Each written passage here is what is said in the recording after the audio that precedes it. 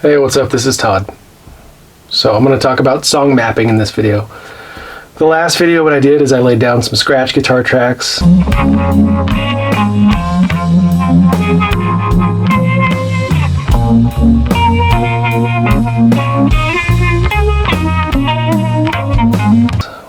Basically, I wanted to get an idea of how the song was actually going to start sounding once I got it all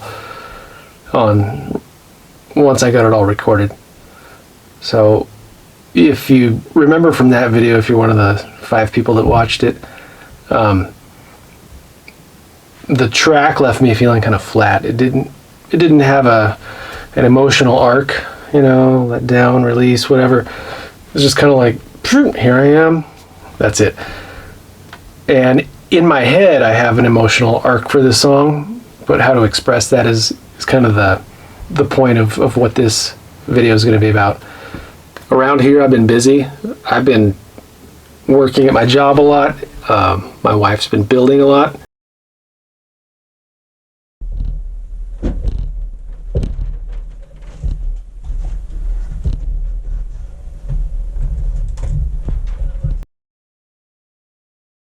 It's actually been hard to stay disciplined with my recording because I just don't have any time. So in real time, since the last video with this song, Change It, I've done 2 more sets of scratch guitar tracks, one with my old Pod 2.0.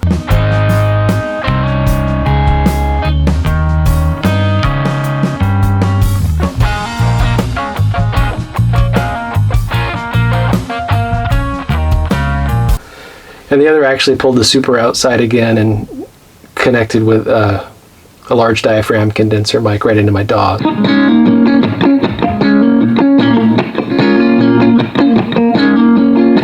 So it was kind of a big step up from what I did in the last video.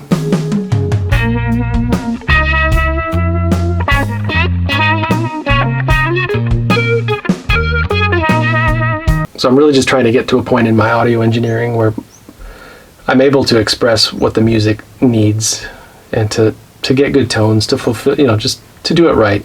I think at the point that I actually have good guitar tracks recorded, I'll go through the entire process and kind of lay out in a logical sequence how I did it and how it played out.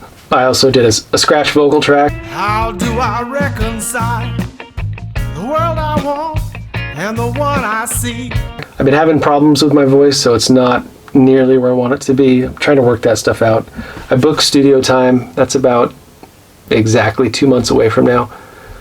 So I have some time to work on this. I've been making progress, but it's going to take some work. A good song should have an emotional arc. It should be like the original Star Wars trilogy, except without the brothers and sisters kissing, because that's gross. But there should be some kind of build-up, some kind of tension that builds up, a release, and then like a crescendo of tension. And that varies, some songs are different. Some songs just get there, like I'm thinking Shoot to Thrill by AC/DC. It just gets up there and it kind of delivers energy throughout the whole song. So it does depend on the song, but most songs, especially popular music today, it kind of follows this pattern of start out low, build a little bit, maybe release a little bit, build back up. You kind of go through this pattern of starting higher, lower, higher, low, really high, finish high. That's kind of the standard formulaic pattern anyway that most music tends to follow. I think the first time I saw a reference to actually mapping a song was in this book, but I think I've seen it in a couple other books as well. So I'm going to show you the map for that song that I've been working on with you. And the real point of song mapping and the point of this video is really, are you willing to do what your music calls you to do to express it fully? It comes down to having the right kind of self-discipline that doesn't stifle creativity, but that kind of guides it in the right way and compels the creativity to fully express itself. It's what allows your creativity to actually produce something that other people can enjoy too, and not just you. And a lot of times I can listen to a structure of a song and it sounds good to me because I can kind of fill in the blanks. But if you want to make somebody else understand what your vision is, you have to go through a few extra steps to actually bring that thing within you out into fruition. One of the things that makes music so special is it teaches people to cultivate beauty in the world. A violinist has to care about and think about and feel so many other things than just playing the right notes at the right time. You can't just treat music like a mass-produced product. And as a side note, I can't think of any other species that turns out half-assed crap like people do. You don't see flowers just copying and pasting petals to save time. You don't see them reducing the number of leaves on a tree just to cut expenditures. People do that, but music can teach people to care more about just the logical and the explicit, and actually learn to cultivate beauty and the kind of the implicit thing that you have to feel to get and not just compute to get.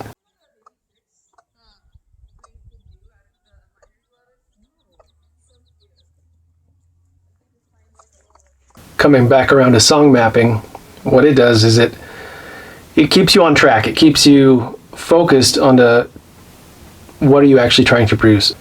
So even writing music myself, there's kind of a warring tendency between, okay, today I'm going to act like the bass player.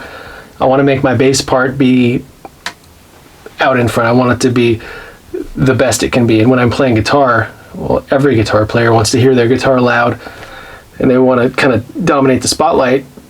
But what a song map does, it allows you to kind of put everything in its proper perspective. And it gives you a guide. So the guitar player will know, okay, in this section, what I'm definitely doing is I'm definitely playing a supporting role. And in this next section, I get to take more of a spotlight role.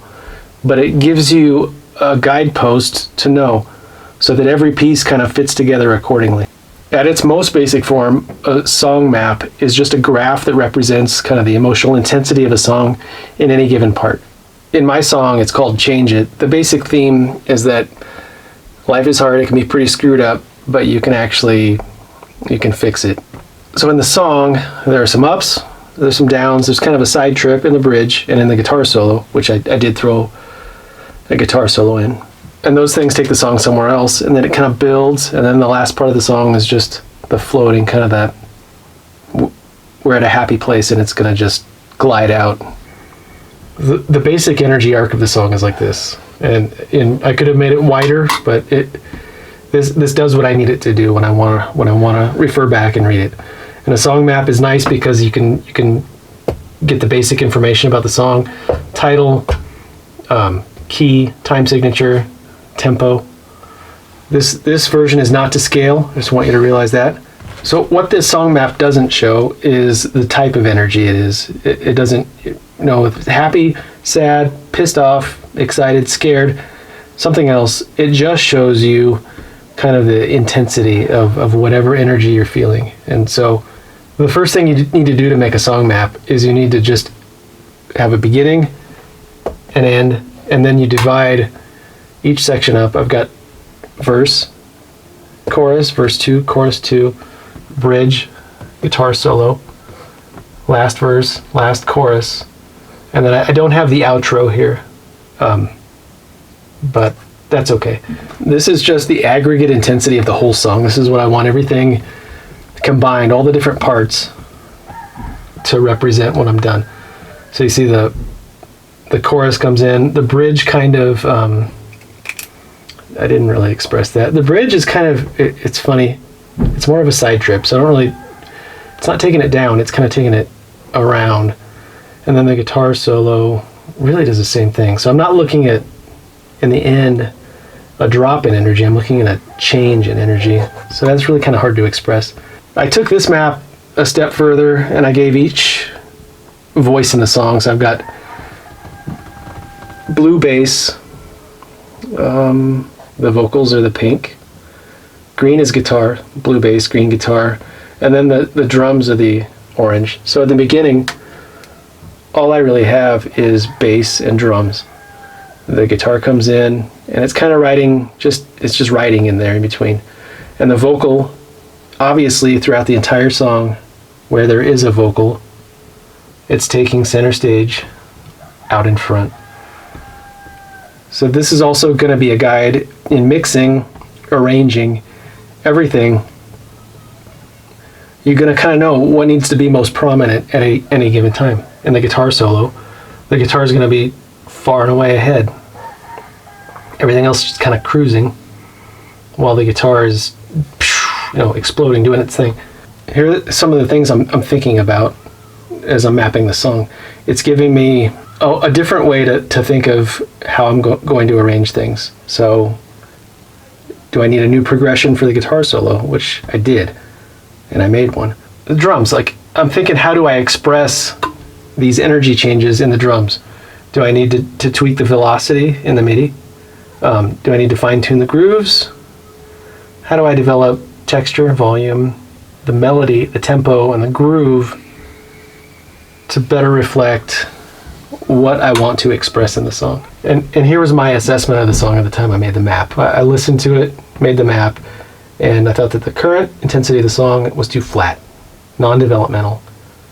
And what can I do in the lyrics? What can I do in the message? What can I do in the texture, tempo, energy, intensity to realize this vision and to actually make the song better, more exciting, more impactful emotionally to listen to? One thing you'll notice is that in the graph, some of the changes look pretty dramatic, but I think really all you need is a guide to make subtle changes that the listener might not even perceive, but that when you add them all together, it creates an effect that you feel. One other thing I want to look at is, so this is my aggregate intensity graph, but here on the side, I wanted to connect tempo with that. And one of the other things I do is that I manipulate my tempo track in order to more fully realize this emotional arc. That's what the next video is going to be about. So I get that this isn't completely groundbreaking and revolutionary or anything like that. It's simple. And it's about really just making small steps, again, that are impactful. Just making a song map probably isn't going to create just a giant influence on what comes out of your song, but I think it will affect the process and maybe some of the subtle things that you put into the song. I think it's worth doing. I think it will better inform your arrangement style and your mixing, the master, maybe the overall kind of picture you're trying to paint here. So thanks for watching. I hope I kept it short and sweet enough, and I'll see you next time.